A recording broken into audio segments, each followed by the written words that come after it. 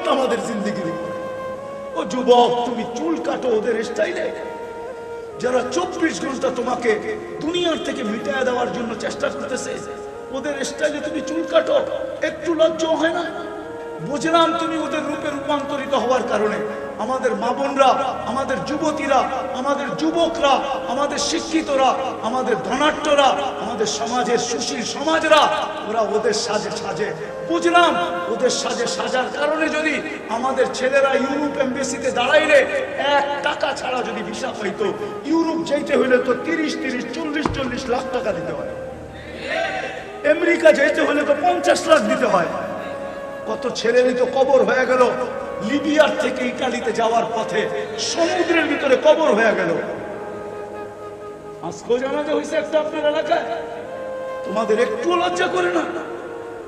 তোমরা ওই রসুল যে তোমাদের জন্য আমাদের জন্য মরার সময় চোখের পানি জড়াইতেছে, অথচ যার 9 ফ্যামিলির ভিতরে বাতি জ্বালানোর মতো তেল ছিল না ওই দিন। রাসূলুল্লাহ সাল্লাল্লাহু আলাইহি ওয়াসাল্লাম ক্ষুধা নিয়ে দুনিয়ার থেকে যেতেছেন, কয়েক ওয়াক্তের ক্ষুধার্ত ছিল।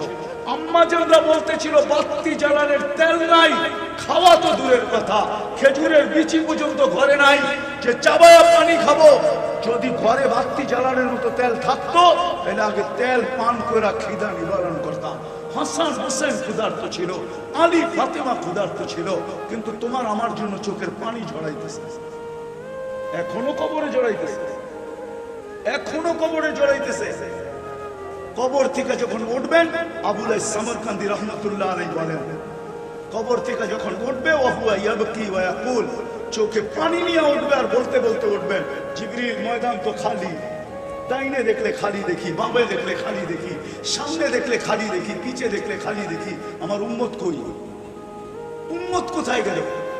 জিবরিল সান্ত্বনা দিবে, আপনি ব্যতীত কেউ উঠে নাই, না কোনো নবী, না কোনো রাসূল, না কোনো উম্মত, না আপনার উম্মত।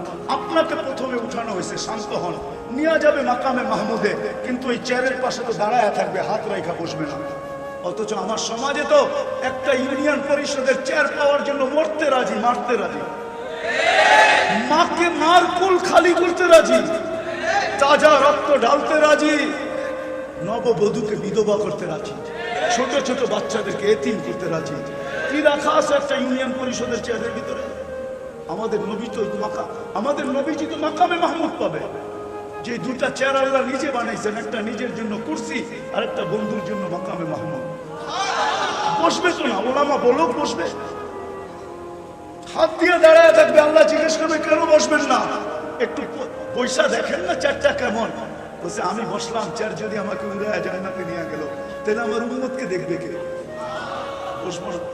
দ্বিতীয় যুক্তি, আমি উম্মতকে অঙ্গীকার দিয়ে আসছি, আমি হাউজে কাউসারে অপেক্ষা করব, উম্মত যেন আমার অপেক্ষা না করতে হয়, হাউজে কাউসারের কাছে আমি ছুটে যাব।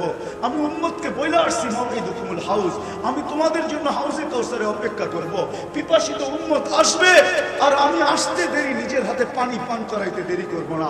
ও যুবক, এই কথা বলে তোমাকে পান করাবে, বলবে পেয়ালা নিয়া ঠোঁটে লাগায় বলবে ইশরাব লা তাসমান বাদাহা আবাদা, পান কর যত মনে চায়, পিপাসা আর কোনোদিন তোকে বিরক্ত করবে না। দ্বিতীয়, আমি ছুটবো মিজানের কাছে, যদি পাল্লা না ঝুঁকে আমার উম্মতের, আমি ওইখানে হাত উঠায় দিব। কেননা আপনার প্রতিশ্রুতি সালতুতা, আমি চাইলে নাকি দিবেন, শাফিতু শাফা, আমি সুপারিশ করলে নাকি মঞ্জুর করবেন। আপনি আমাকে অঙ্গীকার দিয়েছেন দুনিয়াতে থাকা অবস্থায়, লা ইউসিকা ফি উম্মতি, আপনার উম্মতের ব্যাপারে আমি আপনাকে লজ্জিত করব না। আমার উম্মতের পাল্লা যদি সামনে না ঝুঁকলো, এখনই তো মাইকে ঘোষণা হবে মুহাম্মদুর রাসূলুল্লাহ সাল্লাল্লাহু আলাইহি ওয়াসাল্লামের অমুক নামের বাপের নাম এটা, দেশ এটা, এলাকা এটা, সে চিরদিন অসফলতা অর্জন করছে, চিরদিনের জন্য অসফলতা অর্জন করছে, সে দুযোগের অধিকারী হয়ে গেছে। তো আমার চেহারাটা থাকবে তো থাকবে কোথায়?